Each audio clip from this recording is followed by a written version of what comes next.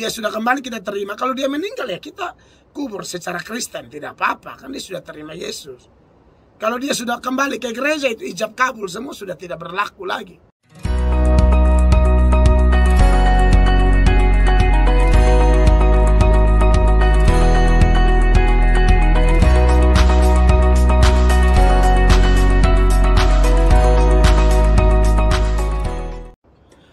Apa salah kalau suami istri beda gereja? Ya kalau sudah di gereja saja sudah kita bersyukur ya. Tapi kalau beda gereja menurut saya kurang tepat. Kalau salah-salah banget tidak juga. Tapi kurang tepatnya begini ya. Harus sehati gitu loh. Kalaupun mau berkunjung di gereja lain ya pergi sama-sama berdua. Jangan istri di sana, suami di sini. Menurut saya kurang tepat, ya. Dan menurut saya kita juga tidak usah alergi dengan gereja orang lain. Kadang-kadang ada orang ini saya berbagi pengalaman saja. Jemaat Tuhan yang saya gembalakan. Sebelumnya mereka bergereja di tempat lain. Ini fakta, jujur saya sampaikan. Satu di gereja A, satu di gereja B. Jadi hari Minggu tuh istri mau ke gerejanya, suami mau ke gerejanya. Akhirnya mereka berkelahi. Berkelahinya tidak main-main. Baku pukul di muka umum. Sampai tetangga nonton. Mereka pikir tinju, kan hari Minggu biasa ada tinju. Ada tinju di TV tuh. Tapi ini live. Langsung di muka jalan memang ya. Di muka teras rumah. Kostumnya bukan kostum tinju, kostum gereja ya. Satu pegang Alkitab, satu pegang Alkitab. Mereka mulai berantem di situ. Bakalahi, baku pukul di situ. Ini kan kasihan. Atas kasih karunia Allah, pertolongan Tuhan, mereka bilang, oh, oke lah. Ya, tidak usah ke gereja kamu, kita ke gereja Pak Mel Atok. Kita ke gereja di Amazing Grace saja, maka mereka datanglah. Ini kisah nyata loh, mereka datang. Tunggu saya minum sedikit.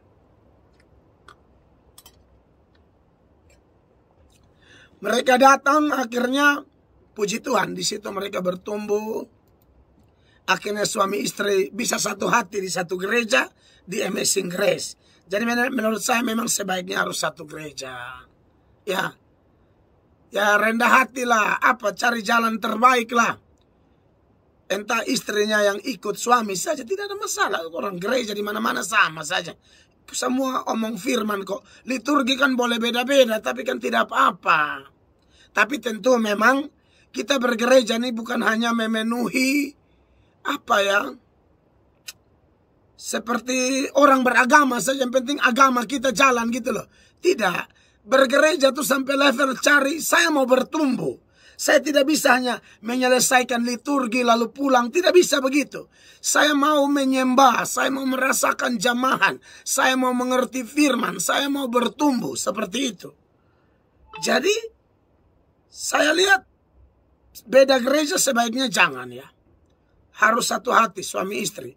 Tapi ada orang tertentu, kasus tertentu ya. Ini juga saya ada juga di pelayanan kami.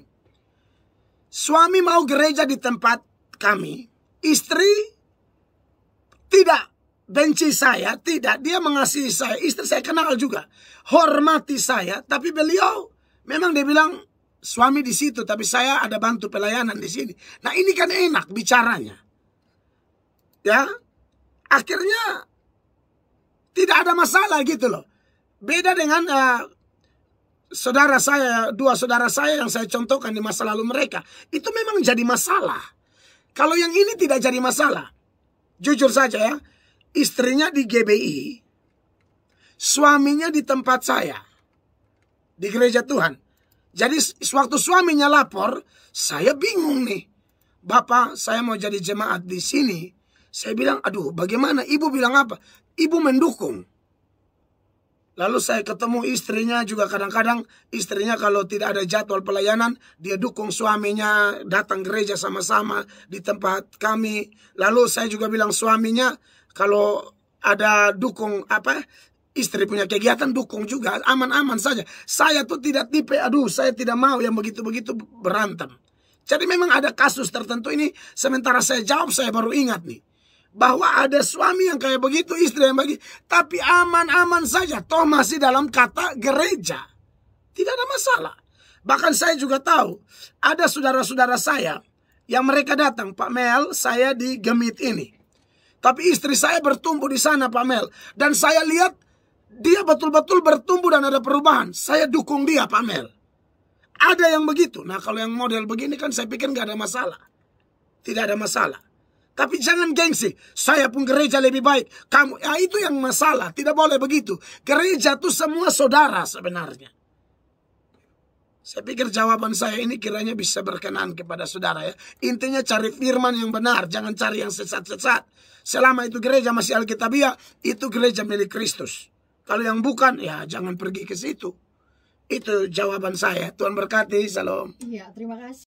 Ini bertanya, jika seorang wanita dia menikah dengan seorang laki-laki beragama lain, Ya. dan di situ ada ijab kabul dalam perjalanan rumah tangga. Ya. Terus wanita ini dia kembali ke gereja asalnya, bahkan dia menjadi majelis. Dan yang mau ditanyakan, apakah wanita ini punya iman yang benar? Bagaimana dan apakah memang bisa ditemukan menjadi majelis gereja? Mohon penjelasan. Dan jika suatu saat dia meninggal, bagaimana tata ibadahnya? Dia sudah ijab kabul ya. Iya. Lalu tahu-tahu pulang ke gereja jadi majelis. Iya. Kalau kita lihat Alkitab sebenarnya dia jangan jadi majelis. Kalau dia melayani di lain boleh lah ya. Karena majelis ini kan satu jabatan gerejawi juga ya. Karena tidak bisa kita jadi majelis tapi kita punya pernikahan seperti itu. Saya tidak bilang Tuhan tolak, bukan. Tapi untuk posisi-posisi seperti itu, apalagi jadi pendeta dan lain sebagainya, saya pikir tidak bisa ya. Tidak tepat. Kalau dia hanya bergabung kembali ke imannya dulu karena dia entah satu dan lain hal, pengaruh dunia ke tidak kuat imannya, lalu dia terbawa arus, dia jatuh dalam pernikahan beda agama atau pernikahan terlarang itu. Lalu kemudian dia kembali, Anda bertanya bagaimana imannya. Saya mau bilang imannya memang jatuh bangun. Dan dia pernah jatuh, sekarang dia bangun. Tapi kalau urusan dia jadi majelis, menurut saya kurang tepat ya. Sebenarnya jangan dulu, jangan jadi majelis. Dia jemaat biasa saja. Kalau dia isi vokal group apa masih bisa lah, paduan suara menurut saya masih bisa. Tapi kalau majelis ini, kalau kita lihat itu tulisan Paulus kepada Titus, kepada Timotius, itu kan kalau pelayan-pelayan gereja, diaken apa segala macam. Dan saya pikir majelis juga bisa pakai dasar itu tidak boleh sembarang, harus dalam keluarga, harus baik. Nah, orang nikah beda agama ini kan sudah jelas secara Alkitabiah tidak tepat. Jadi intinya ini ya, Tuhan tetap terima dia pulang, kita bersyukur. Jiwa atau domba terhilang kembali lagi kan. Tapi kalau tahu-tahu langsung ambil posisi-posisi jabatan gerejawi itu, saya pikir tidak boleh buru-buru. Pihak gereja harus bijak. Ya, jadi menurut saya tidak bisa jadi majelis. Saudara bayangkan saja bahkan ada yang pendeta tapi mengaku gay, langsung diberhentikan dari sinodenya. Itu sinodenya bagus. Menurut saya itu benar. Karena dia mengaku dia ini suka laki-laki. Nah, bagaimana seorang gay bisa jadi pendeta? Tidak bisa. Dia harus bertobat dulu. Harus mengaku bahwa dia sudah lepas dari gay dan dia mau berjuang melawan godaan itu. Begitu ya. Jadi jabatan gerejawi itu tidak sembarangan ya. Kalau saudara baca di contoh aja, ini sebagai pembanding saja ya. Dan ini saya pikir seberangkan dalam konteks jabatan-jabatan gerejawi bisa lah. Kalau pasal misalnya di dalam 1 Timotius 3 mulai ayat 8. Demikian juga diaken-diaken haruslah orang terhormat, jangan bercabang lidah, jangan penggemar anggur, jangan serakah, melainkan orang yang memelihara rahasia iman dalam hati nurani yang suci.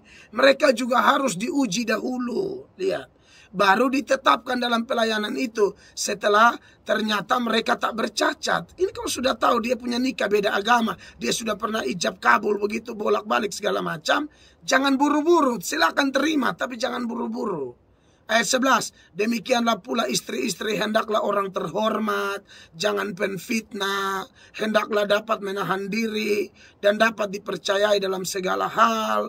Dia akan haruslah suami dari satu istri, dan mengurus anak-anaknya dan keluarganya dengan baik, karena mereka yang melayani dengan baik beroleh kedudukan yang baik, sehingga dalam iman Kristus, iman kepada Kristus Yesus, mereka dapat bersaksi dengan leluasa, ya, dan lain sebagainya. Jadi intinya ini hanya pembanding saja bahwa kita tidak bisa asal-asal copot orang sembarang-sembarang melayani, ya. Itu tidak bisa, ya. Harus ada pemberesan yang mantap dulu. Dan untuk kasus seperti itu, dia sudah kembali kita terima. Kalau dia meninggal, ya kita kubur secara Kristen, tidak apa-apa, kan dia sudah terima Yesus. Kalau dia sudah kembali ke gereja, itu ijab kabul semua sudah tidak berlaku lagi. Karena kita percaya kuasa roh. Seperti itu, ya. Tuhan Yesus memberkati. Terima kasih.